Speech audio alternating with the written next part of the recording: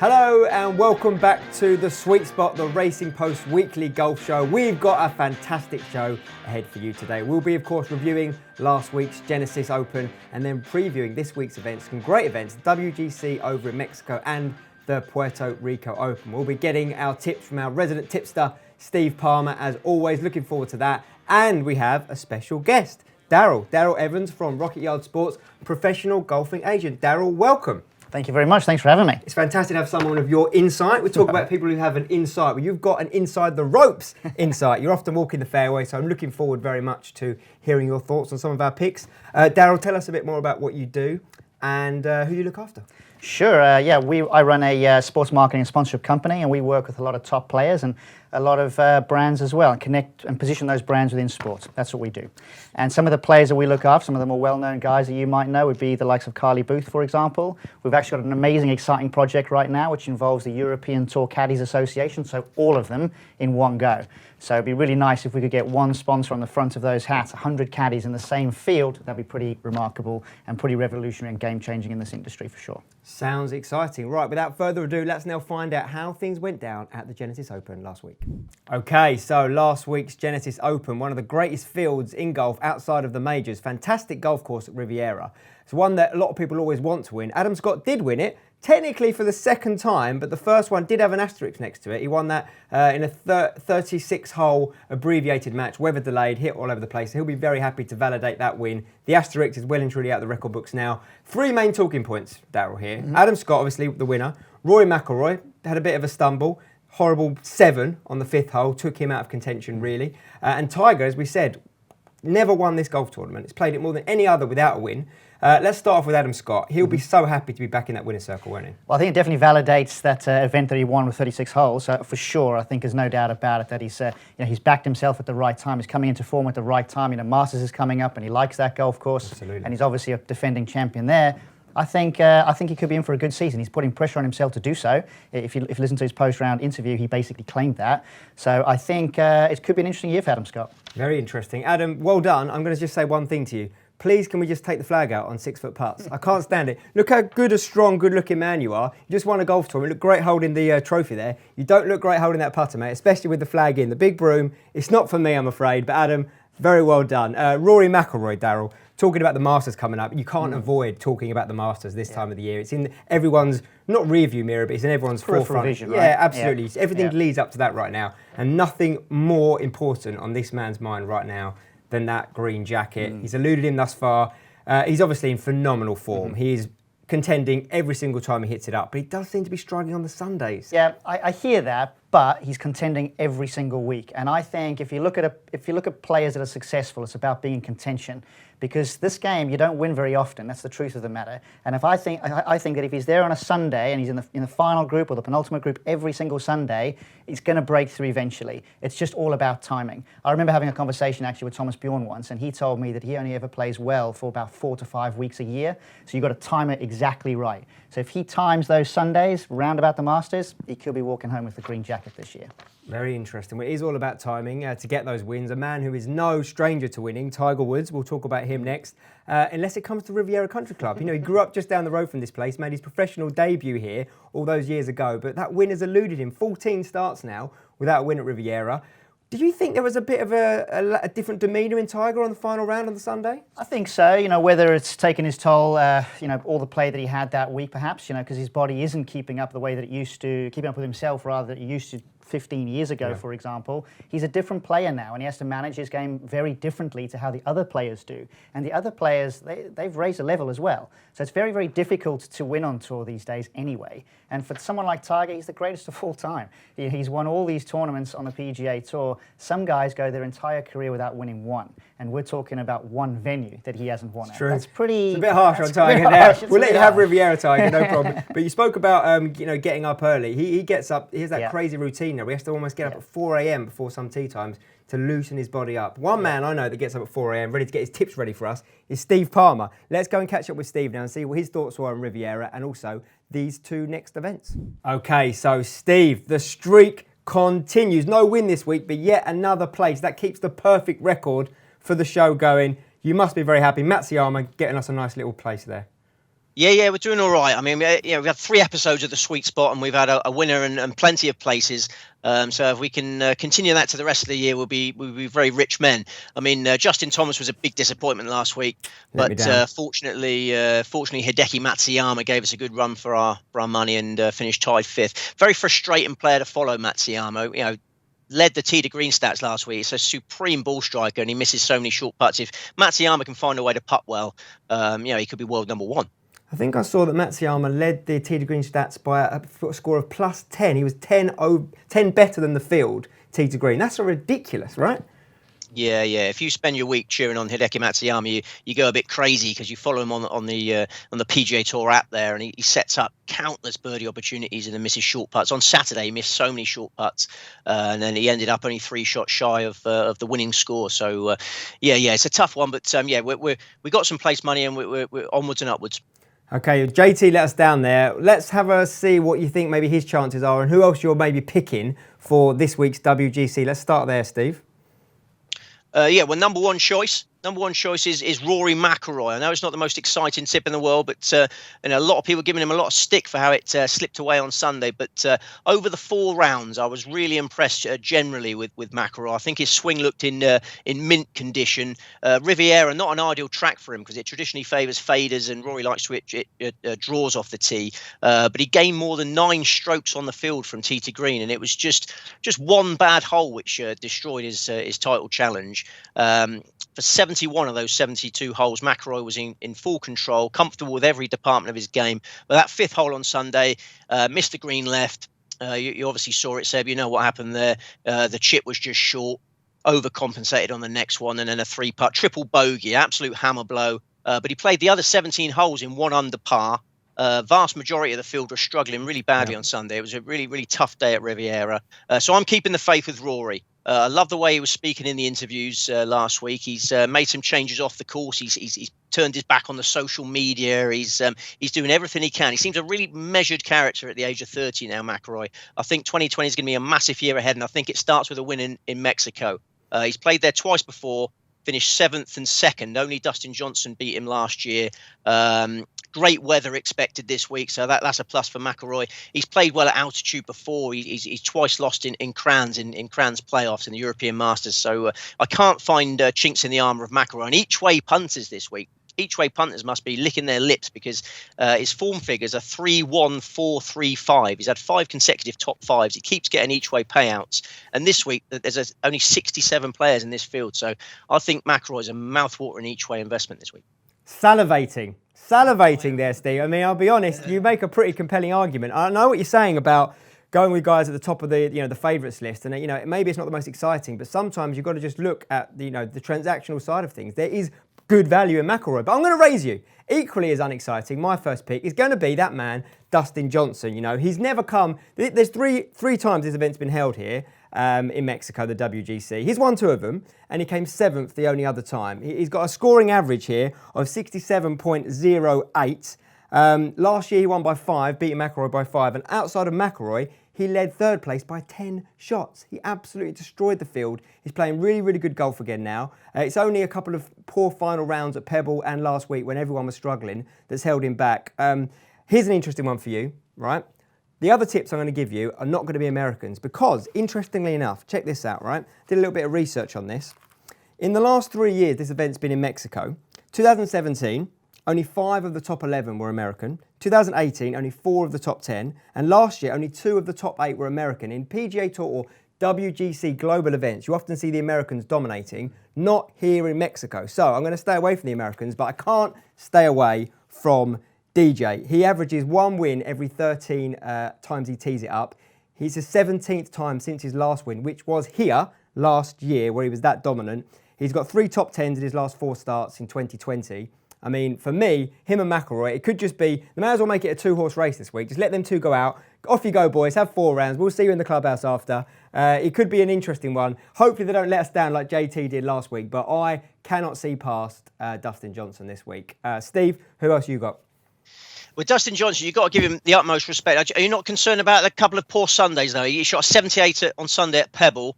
And then last week he was in second place. He banging contention last Sunday at Riviera, and a birdie-free back nine, 2 over par back nine, dropped away. I wonder if his confidence has taken a bit of a hit. And I also, because Johnson was the first name on my shortlist this week, but his schedule is not ideal either, is it? This is his 4th week on the spin, and it started in Saudi Arabia. So he's gone Saudi Arabia, Pebble Beach, Riviera, Mexico. I just wonder whether Dustin's might have run out of spunk, so to speak. Now, the only thing that's going to stop Dustin Johnson winning this week is a staircase. He's going to have to fall down the stairs again like he did before Augusta a few years back. There's nothing else going to stop him. I'm not having any of it, Steve. We'll see you come Sunday afternoon. DJ, I'll be strutting down the fairways looking to pick up that trophy. Okay, well, I've got 2 against the field this week. I respect Johnson. McIlroy's my number 1, but Justin Thomas, who let us down badly last week, I'm going in again with Justin Thomas at 11-1. I know this is not the most exciting staking plan I've ever devised, 2 players at short prices, but sometimes you have just got to accept the cream is going to rise to the top. And as I say, this is a very small field, but it's also a field which is bursting with chaff. I mean, the qualification criteria for this event is designed to make it a truly world golf championship, and you've got players sneaking into the field that, in my opinion, don't deserve to be in WGCs. You've got the likes of Zach Murray, Xander Lombard, Sean Norris, Mike Lorenzo Vera, T. Hee Lee is in the field. T. Hee Lee gets in this field, world number 510. So, I think this is a week to say T. Hee to the bookmakers by taking advantage of the fact that they've still got their standard each-way terms. There's 7 each-way places available with a few firms for this. But it's a golden opportunity for the absolute elite to get in the each-way places. I see McIlroy and Justin Thomas on the leaderboard throughout. You're getting free win bets, in my opinion, because they're definitely going to finish in the places. I know he let us down last week, Thomas, but he got off to a horror start. Double bogey at the second hole, struggling for rhythm. I think playing alongside Tiger Woods did not help him. I think that's his hero. He's a bit embarrassed about the way it was going. First round 74 left him tailed off. His putter was ice cold for 36 holes. By the time he got going, he was 2 under par for his final 4 holes. It was too late, miscut. But Mexico, perfect place to get over that little blip. He's the 2-time course record holder at golf. How do you say it? Club de Golf Chapultepec. So yeah, it's we'll a take tough that one one. to get. I think we'll let you have that one there, Steve. He's twice shot a 62 at Club de Golf Chapultepec. His form figures there are 5.29. So Justin Thomas gets straight back to business this week. Okay, I like it. Well, I'm going to try and look a little bit further down the field now, Darryl. We're going to get your thoughts on our tips and see how you think we've got on so far. I'm going to go for, as I said, all non-Americans now, with a couple of Europeans in there, starting with Mr. Sergio Garcia. He's got 3 top 20s here, including the last 2 of the times he's played the event, back-to-back top 10s, a 6th and a 7th place. Scoring average here is 68.58. 6th in Saudi earlier this year, 23rd in Dubai, 8th in Abu Dhabi, a respectable 37th last week at the Genesis, where there was a lot of big names who missed the cut there. We've talked about big names not playing, or you talked about the size of the field this week, Steve. Not playing this week, we have Tiger Woods, Patrick Cantlay, Tony Finau, Ricky Fowler, Mickelson and Stenson have all opted to miss the WGC, which is quite a rare thing for those guys to do. I fancy Sergio to provide a bit of value in the field here. Played well here before, is playing well enough to, I think, be up there come Sunday. Outside of him, here's one for you, Tyrrell Hatton. Tyrrell Hatton, 3 top 20s here also, a 3rd in 2018. He won the Turkish Open back in November, end of last year. He led the European Tour last year in strokes gained approach. And it's his first start of the year, so we'll be looking to get off to a good one. And of course, he really, really likes a little bit of value there. The man we've talked about, the man who got your place last week, the man you spoke about earlier, Daryl, Matsuyama. He is, tied 5th at Riviera, obviously, last week. He's got 2 top 25s here in the past. That stat, I can't get past it. Plus 10 against the field in tee to green. It's just incredible. He's 2nd this week in strokes gained around the greens, 2nd only to Jordan Spieth, who, by the way, is sneaky trending. We might need to start a section on the show, Spieth Watch, because Spieth Watch is climbing slowly but surely under the radar, making cuts, having a few good rounds here and there, building the confidence, possibly at a golf course this week where it doesn't need to be that good off the tee. Maybe we will see that elevation as well. Maybe we'll see him once again continue the resurgence of Spieth. I'm not tipping him though. Another one for me is Tommy Fleetwood. Again, like Tyrrell Hatton, 3 top 20s here. 2nd in 2017 here. Since his last time he came and teed up in North America, he has a win, 2 second places and a tied 11th worldwide. He's someone to look out for. And then here we are, Daryl. Here's a nice little outside bet for you. I'm going to go back to the Americans. I'm going to break my word. The scientist. Yep. Bryson DeChambeau, playing well again, Hasn't got phenomenal form at this golf course, but my goodness me, will he enjoy the mathematics needed to adjust for that sort of 10% distance change at elevation. I think it could set up well for him. He's a half decent price as well. There's a lot of golfers to look at there, but they are my picks. Daryl, what do you think? Well, I definitely think the altitude is going to play a major role in whoever wins the tournament. For me, whenever it gets to altitude, you're really looking for a player that can actually stop the ball as fast as possible on the green, because the way the ball is going to react with the thinner air, it's just going to skid on through a little bit more. So I do think someone that's going to have the ability to hit the ball quite long, so they're going into the green with a much more lofted club, it's going to favour more of those kind of golfers. So some of the guys that you've picked, in fact, all of them are all really long hitters. So when you start to look at it that way, altitude, long hitter, maybe there's a connection there. So I think you're going to see a lot of players who will be successful or higher up on that leaderboard will be the longer hitter golfer that is going in with more loft. Very interesting. We've got some good questions some of you sent in to ask Daryl later on from that insight from inside the ropes. Quite like that one. Steve, let's move on to the Puerto Rico Open. We talked about this event a little while ago where you gave Tony Finau his half PGA Tour event win previously. Let's see who you think could be getting the trophy this week. Puerto Rico Open, yeah, we only got 120 runners in this one. The alternate field events this year have 120 runners on the PGA Tour. $540,000 checkup for grabs, so pretty measly compared to the riches in the WGCs. Cocoa Beach Golf and Country Club, 7,506 yards, par 72, 4 par 5s, fairly straightforward unless the wind blows. And the forecast, again, is flat calm, similar to the WGC. So I think both events this week, attacking powerhouses are the way to go. And what Daryl said there has played out historically at the club Chapultepec. You had Johnson and Fleetwood in the first edition, first and second. Then you had Mickelson and Thomas in a playoff. And last year you had Johnson and McIlroy. So you're spot on that the powerhouses have dominated there. And yeah, I'm backing 2 big hitters at Puerto Rico as well. Patrick Rogers is the number 1 selection. We had him last week for Riviera. Yeah, you like him, don't you? I love Patrick Rogers, but yeah, it's big price last week in a much higher grade and did okay. Four solid rounds for 30th place.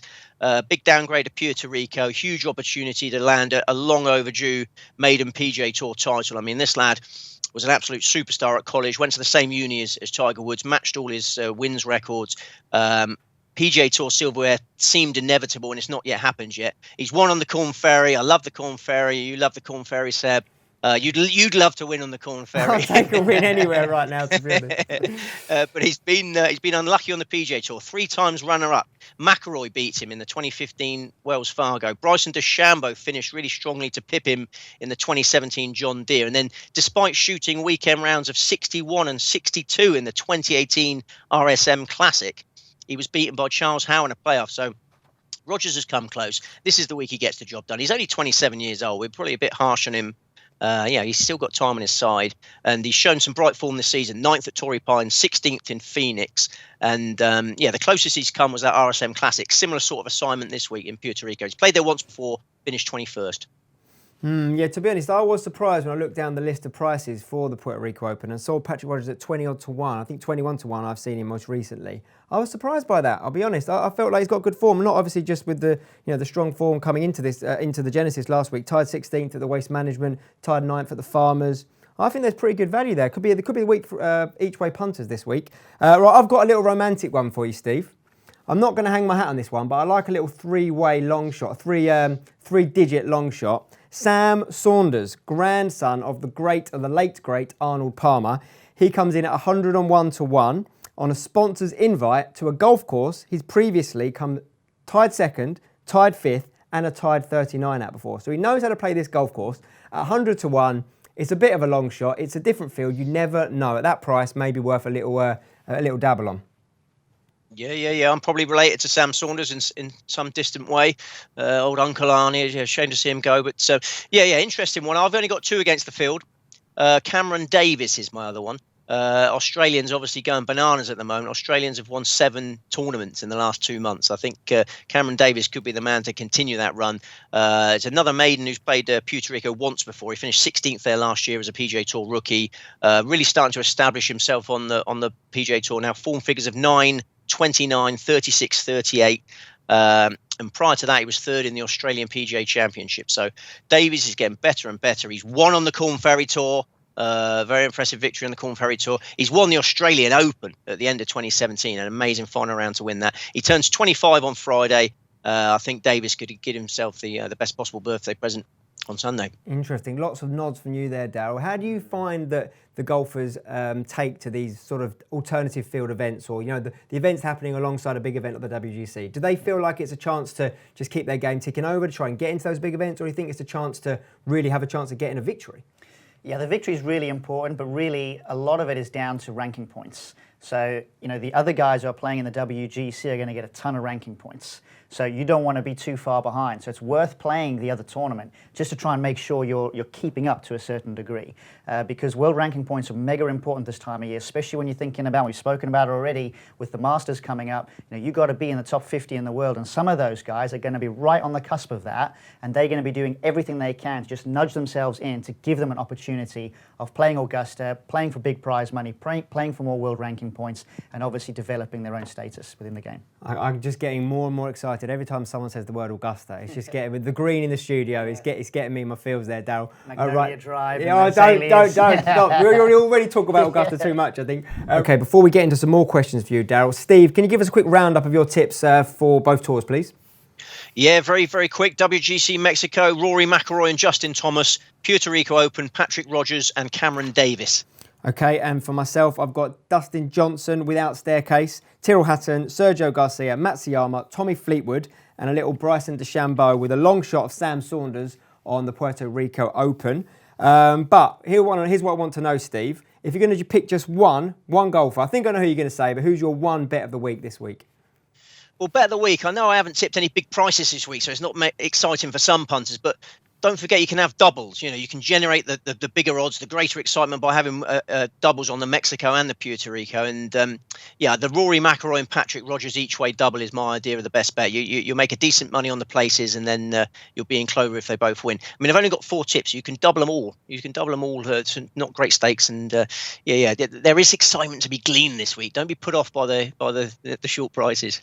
There's always excitement. Daryl, let's now go and have a look at some of these questions for you. Okay, Daryl, ready for some questions? I'll try my best. Okay, we have Connor Demp asks, after pros have not played for a while, maybe a little bit of a breakout injury or Christmas, what do they normally start back working with on? Or what's the first thing in their game they'll lose?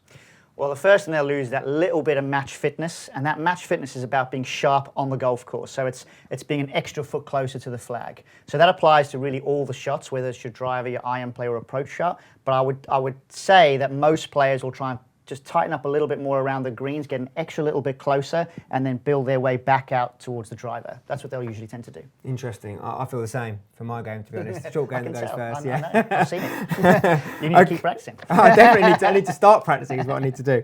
Right, Craig Allen asks, how much does appearance money impact players? I mean, we know that the purses are huge these days. Some of the prize money is big, some of the appearance money is big as well. How important is appearance money to players when they're selecting their schedules?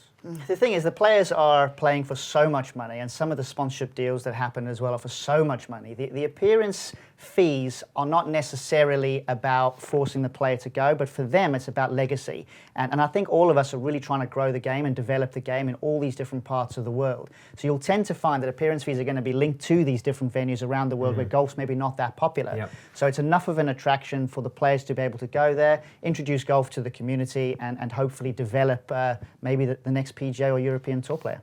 All about growing the game, but also growing their bank balance. Certainly won't hurt, will it? Okay, so the final question for you. Lewis Fenney asks, what is the funniest thing you've ever seen at a golf tournament? Have you got any funny stories for us, Darryl? I've kind of got a funny story, which is going away from the golf tournaments and flying back home afterwards. Okay. Would you want that story? Oh, yeah, absolutely. Okay. So this is back when I used to work with one of the manufacturers. Actually, this is a few years ago, and banter within that team was rife, to say the least. Okay. And on this particular occasion, we were coming back from the KLM Open, got to the airport, Schiphol Airport, okay. And one of the guys, I'm going to name him, just to kind of call him out. Here we go. Right? So Mark Thistleton then, who's going through, you know Mark, he's going through security. And we're a little bit tight on the flight already as it is. And he gets stopped going through security, and the security, who's a woman, is just behind the counter. She says to him, you've got a liquid in your bag. And he is He's not having it. He said, there's absolutely nothing in my bag. I packed this bag. I know what's in this bag. No way I'm having it. And he starts semi-arguing with her, which is awkward in itself, right? So anyway, she says, please open your bag. So opens up the bag, and she pulls out a can of Coke. But on the can of Coke, there's a bit of masking tape. And on the masking tape, it says, I hate the Dutch. And she reads that out. Oh, it's so embarrassing. She reads it out and starts showing all of her colleagues, and everybody just starts killing themselves laughing. So he's been stitched up by someone else on the tour truck. Totally stitched up. Mark from the TaylorMade Tour Truck. Next time I see you, Mark, I'm definitely bringing that story up. That is fantastic. Steve, you got anything funny for us that you happened to do over the years in golf?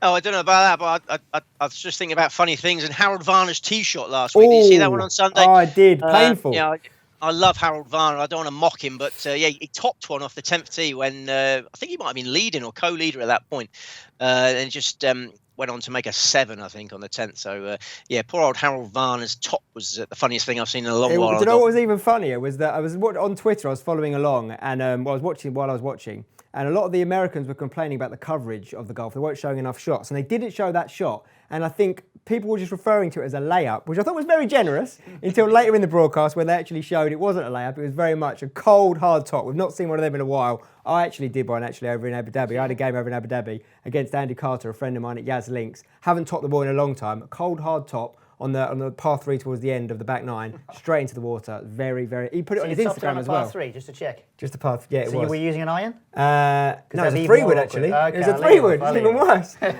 Okay, so well, that's it for this week's show, guys. Thank you very much for watching. Thank you, Steve, for your tips as always. Thank you for joining us, Daryl, and thank you for your insight. I hope you did enjoy. We'll be back next week where we're previewing 2 more big golf tournaments. So until then, remember, gamble responsibly, and we'll see you again soon.